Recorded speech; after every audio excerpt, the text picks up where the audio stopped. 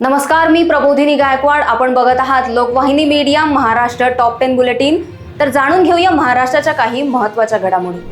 युती आघाडीतील जागा वाटपाचा गोंधळ सुरू. उमेदवारी अर्जासाठी फक्त 2 दिवस शिल्लक, अद्याप सहमती नाही.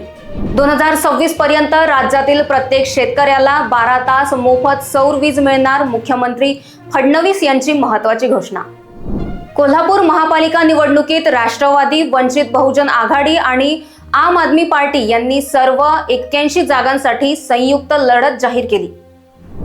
महापालिका निवडणुकीच्या पार्श्वभूमीवर जागा वाटपावर शिवतारे भानगिरे यांच्यात प्रचंड वाद.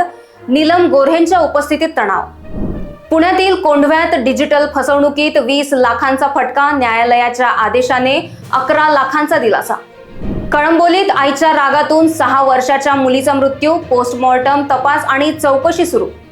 पुणे हडपसरमध्ये मूल न झाल्याने पत्नीचा गळा दाबून हत्या. पती पोलीस ठाण्यात हजर. पिंपरी चिंचवडमध्ये शेअर बाजाराच्या फसवणुकीत नागरिकाचा तब्बल 97,70,000चा गंडा. सायबर पोलिसांचा तपास अजून सुरू. सांगलीत प्रशिक्षणार्थ्यांच्या निषेधात तुकाराम बाबा महाराजांचा इशारा. स्पष्टता न मिळाल्यास 1 जानेवारीपासून सरकारी कार्यालयांना टाळे ठोकू. धुळे येथे नुकत्याच तुरुंगातून बाहेर आलेल्या आरोपीकडून पिस्तूल व मुद्देमाल हस्तगत. पोलिसांनी सापळा लावून केली अटक.